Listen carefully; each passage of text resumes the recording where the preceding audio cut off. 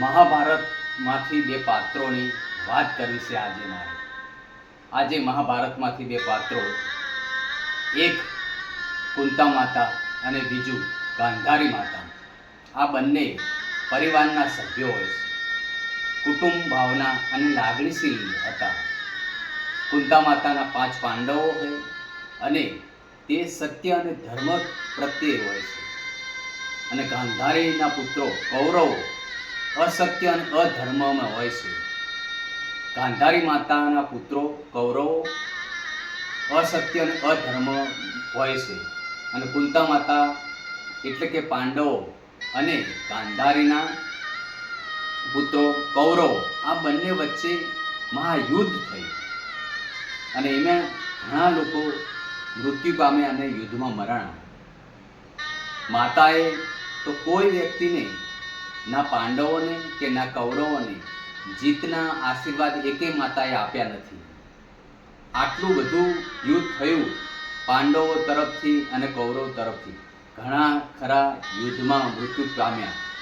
એમાં કૌરવોનું બધું જ સેના અને બધા જ મૃત્યુ પામ્યા. ગાંધારી અને માતા કુંતી વચ્ચેનો પ્રેમ ભાવ, પરિવારની એકતા એવી ને એવી જ રહી. આવા પાત્રો જગતમાં બહુ ઓછા જોવા મળે છે. ધન્ય છે કુંતા માતાને, ધન્ય છે ગાંધારી માતાને.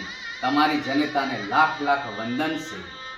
ભારત દેશમાં આવી સતીઓ છે.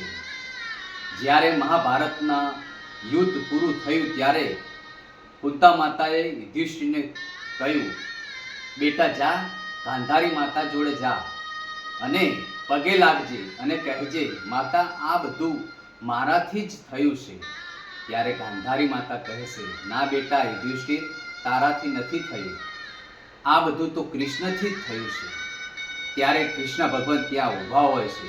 ત્યાં કૃષ્ણ ભગવાન એકદમ સ્તબ્ધ અને શાંત થઈ જાય છે.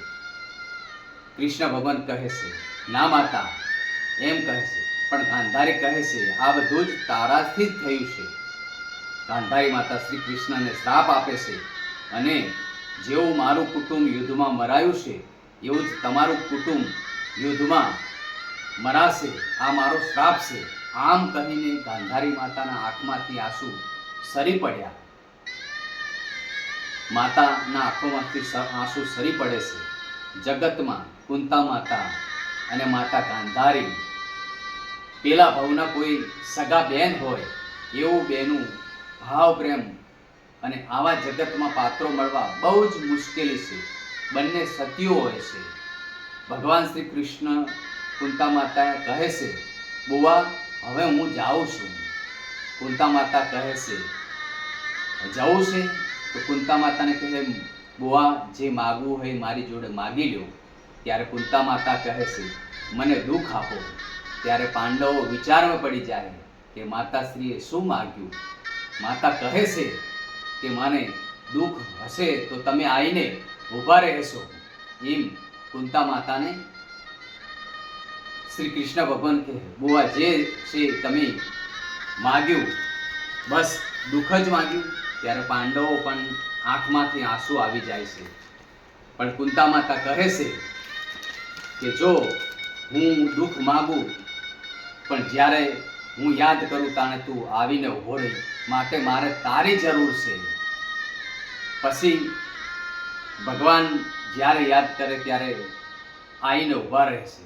કહેવું છે કે જો સત્યની અંદર દ્વારિકા હતી, સોનાની દ્વારિકા હતી, અને લંકાને પણ સોનાની હતી. એક અનીતિની હતી અને એક નીતિની હતી.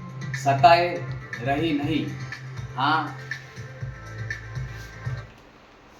આવું આજ સુધી કોઈ કંપનીના માલિક કે કોઈ પણ ખેડૂત કે કોઈ વેપાર, કોઈ આજ સુધી કશું લઈને જયા નથી. કોઈ 50 વર્ષ, કોઈ 60 વર્ષ, કોઈ 70, 80 વર્ષ આ જગતમાં, આ દુનિયામાં રહી અને ભગવાનના ધામમાં જાય છે. તો લોભ કે દગો કરીને શું લઈ જશો? ભગવાન કહે છે, જેવું કરશો એવું પામશો. ભગવાનના ત્યાં દેર છે, અંધેર નથી. જેવું કરો તેવું ભરો, વાવો તેવું લણો. જય માતાજી. રાધે રાધે.